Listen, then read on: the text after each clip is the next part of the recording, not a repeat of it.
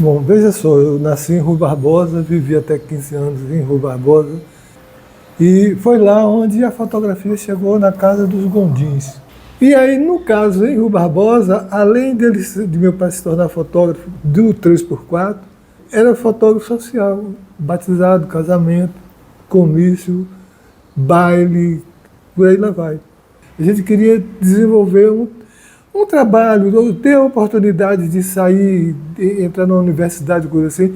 Em Rui Barbosa, naquele período, na década de 60, não dava. Então a gente optou por ir morar em Itabuna. A gente não mais fotografava socialmente, só 3x4.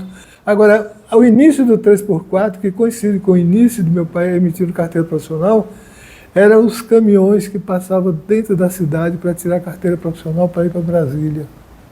Não tem uma foto de um candango, mas a gente via que passava diariamente 2 caminhões e que deve ter passado em torno de umas 3.000 pessoas de 58 a 65, que é o período de construção de Brasília. E eu disse, eu não vou ficar nisso aqui, não, eu vou para Salvador. Aí eu comecei a sair, como todo fotógrafo novo, fui para a periferia. Pegava a bicicleta, saía com uma Valsoflex, que era semelhante à Yashica 6x6. E aí saía e ia fotografando a cidade, a periferia. Bom, e você disse que você estava trabalhando com uma máquina 6x6, né? Não, aí veja só, veja o equipamento. Nesse período, era uma Yashica Mate, que era 6x6. Depois veio o 35mm e tal, mas tem uma coisa que me chamou para um outro lado da fotografia, que agora a gente está pegando uma coisa que diz na estante. A revista Realidade. Aquilo ali mudou a fotografia brasileira. E mudou a minha fotografia. Eu não tinha uma fotografia, eu, a partir dali tive referências de situações que poderia, no meu ambiente, mesmo diferenciado, eu fazer uma fotografia dentro daquele estilo, dentro daquela linguagem. Aí aparece Foto Bahia. Fez um catálogo, o primeiro catálogo, que é aquele catálogo, a linguagem dele ali, de tão interessante que é o conjunto de fotos colocado ali, que mesmo com outras exposições, não chega ao chulé daquilo ali.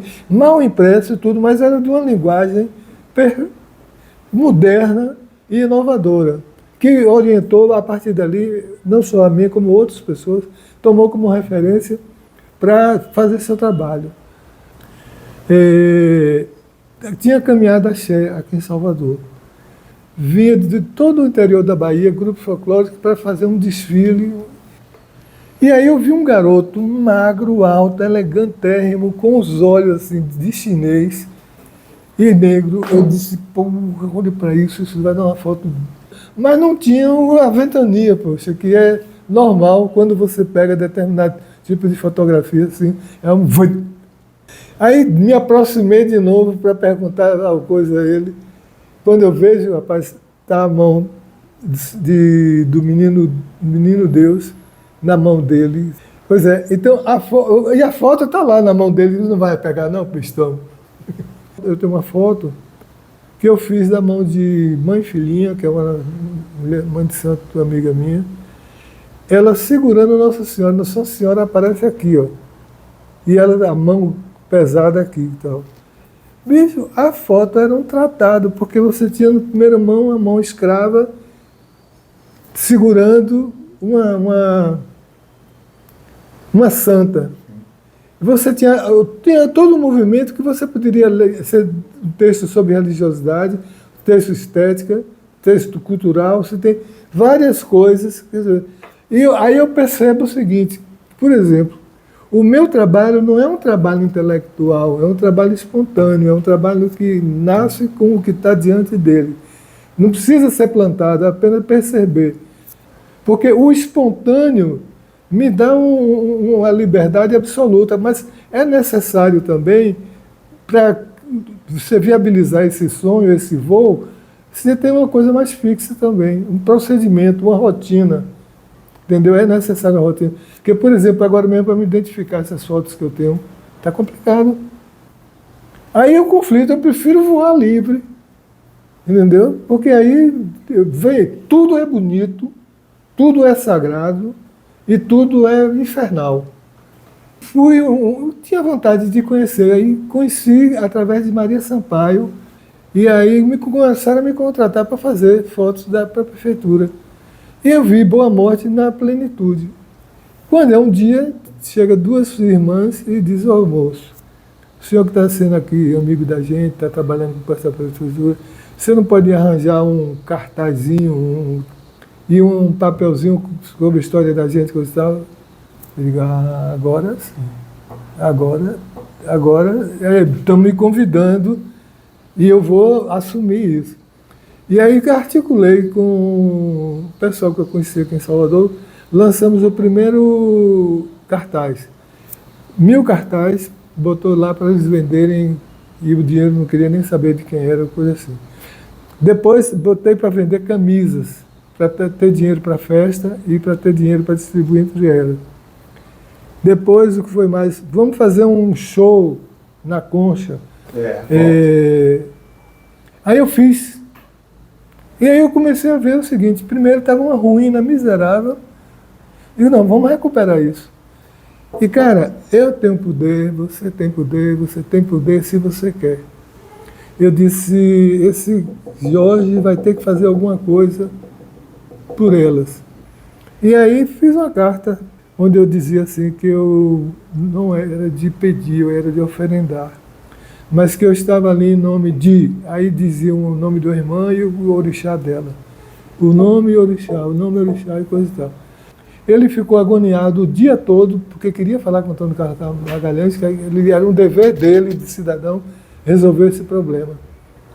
E aí resolveu. Onde estava?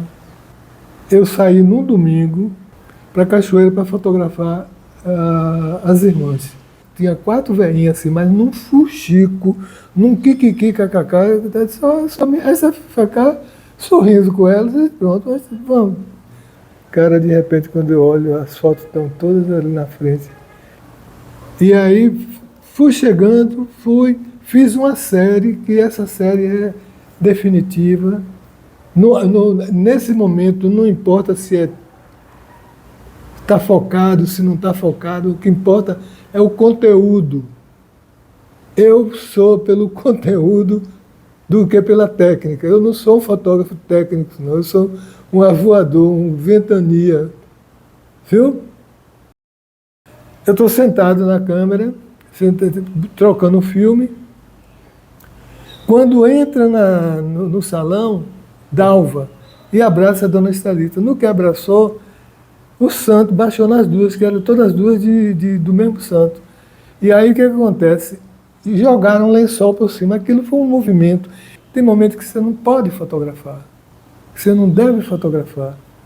Você está tendo o privilégio de estar num momento exclusivo. Depois, quando terminou isso aí, está aprendendo, hein? Por quê? Não tirou uma foto. Eu disse: era para tirar? Ele disse: não. Eu disse: tá. O que é que acontece? Quando você começa a lidar com as pessoas mais simples, ou de costumes diferentes, é fundamental uma coisa: é você ter discernimento de o que é que deve e o que é que não deve. O fato de um pai de santo ou uma mãe de santo dizer assim: a casa é sua, não é minha, é dele. Agora, eu, guiado por ele, posso entrar. Pergunta. O que você vê de semelhança, como é que muda a fotografia ao longo do tempo? Vamos colocar Adenor e PRVG. A gente trabalha no mesmo ambiente, em épocas diferentes. Mas eu teve uma exposição há poucos dias aqui no MAC, onde tinha fotos de PRVG e fotos de Adenor Gondim, sobre o mesmo tema, mas cada um olhava de sua maneira específica. Meu trabalho é um trabalho documental. Viu? Documental. Então isso é o que me interessa. Quanto às novidades, fica a critério. Fica a critério de cada um produzir Entendeu? Agora, fatalmente, a maioria passa pelo caminho que eu passei, que o Pierre Verger passou, que o Walter Fraga passou, entendeu? É caminho. E vem um bocado de menina aí, com um bocado de coisa bonita, valorosa, que diz, agora isso não é de uma hora para outra não, viu? Isso é ao longo do tempo. Está ouvindo? Tá bom. Você vai olhar, a maioria das pessoas que hoje trabalham administrativamente com a fotografia ou intelectualmente, deixaram de fotografar. Agora eu pergunto, cadê os estudiosos? Cadê os estudiosos? Alguém aqui sabe quem é Filhinha de Cachoeira? Sabe? No entanto, é uma mulher que diz assim, ó, eu sou tão orgulhosa, se eu pudesse, eu não tocava o meu pé no chão. Álbum de fotografia da família de Santo da Bahia. Fotografei tudo quanto foi terreiro, que foi possível. E estamos aí sem saber quem é que vai... que precisa um núcleo que vai gerenciar isso, que vai fazer correção de texto, que o ponto de... é que não sai, bicho. Não sai, não aparece. E é um livro que já está pronto.